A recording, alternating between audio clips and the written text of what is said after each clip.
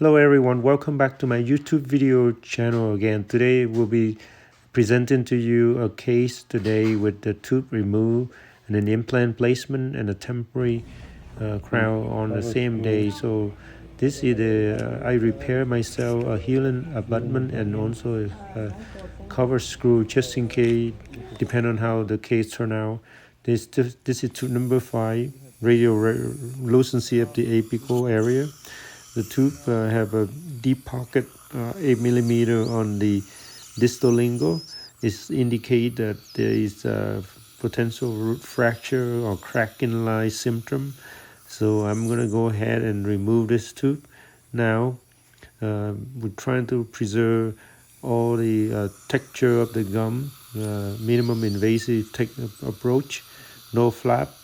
We're going to go ahead and try to use explore going around the gum, detach the gum area, and after that using the small elevator go around the tooth and use 150, try to see if I can remove it, and potentially you see the crown come up first, and that's what I expect.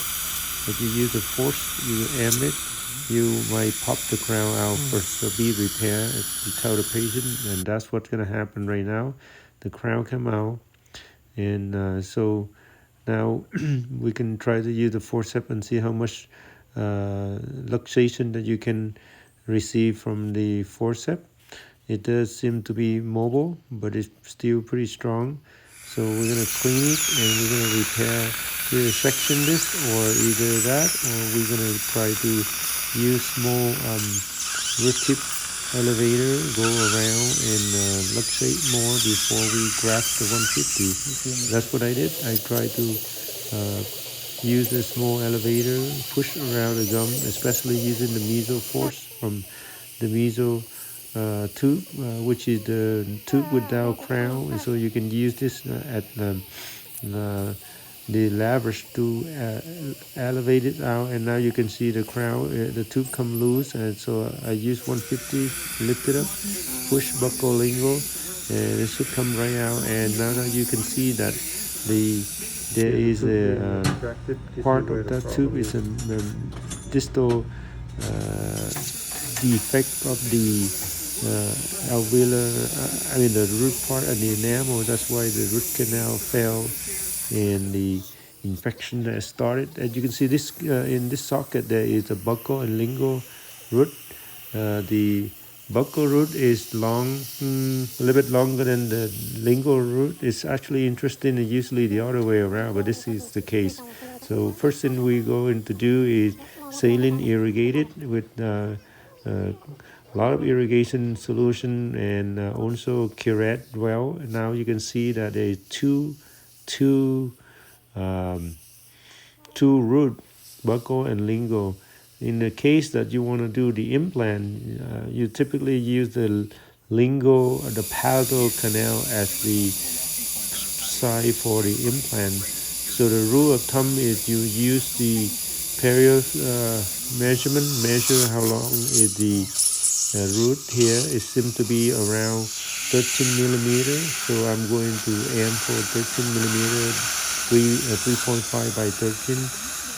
Use the pilot drill first. I didn't record that one for you guys, but this is the second drill. Try to go 4 to 6 millimeter deeper than the original length of the root. Create a stability when you do that. So that's what I did. Now I pack the bone in, all the bone, backpack everywhere. I'm going to use the Nobel Acti 3.5 by 13 millimeter, and the goal is to aim toward the lingual, the palatal root, and so that's what I'm going to do. I'm going to condense these particulate bone and really deep and in. And so now I'm using the hand torque Nobel Acti instrument to deliver directly into the lingual canal. And as soon as I get the good bite, good stability, I can feel that there is no mobile at all of the implant, I will remove it.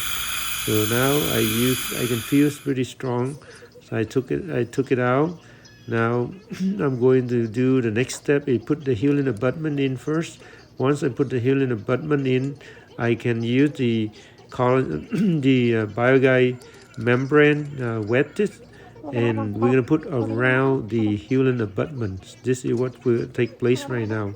We after placing the hyaline abutment and rinse the rest of the extra bone around the root, we are putting the collagen membrane, the BioGuide membrane in here. This BioGuide membrane can last about 3 to 4 weeks as long as you have a good stability, either suturing or the prosthetic the device. So I'm using the Flovo as the prosthetic device for temporary crown and so now I'm drying really well this area. I'm repairing the site for the temporary crown on the occlusal part of the hyaline abutment and also the buccal part of the soft tissue that is uh, covered with the BioGuide membrane.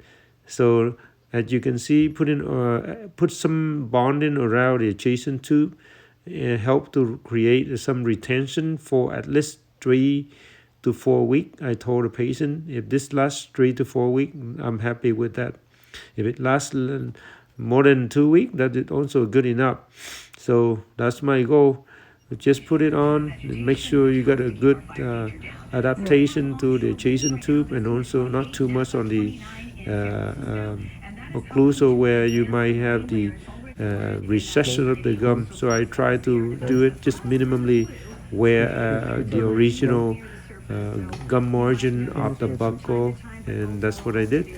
Patient checked the clothes and there is no occlusion. Basically, there's 3 to 4 millimeter empty space there on the lingual, and we're trying to make a buccal cut so the patient at least can be presentable, going to work or smiling for now. I told him this is going to be just temporary. As you can see, the X-rays show that we were able to go deeper, 6 more millimeter down beyond the root, and the angle show a little bit close to the canine, but it's actually, I would say you still have at least 2 to 3 millimeter.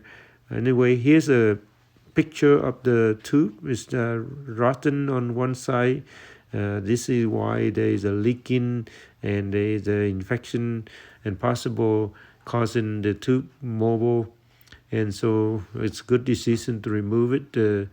And he went to a couple of dentists already, and they have the same decision that we're going to have to remove this tube.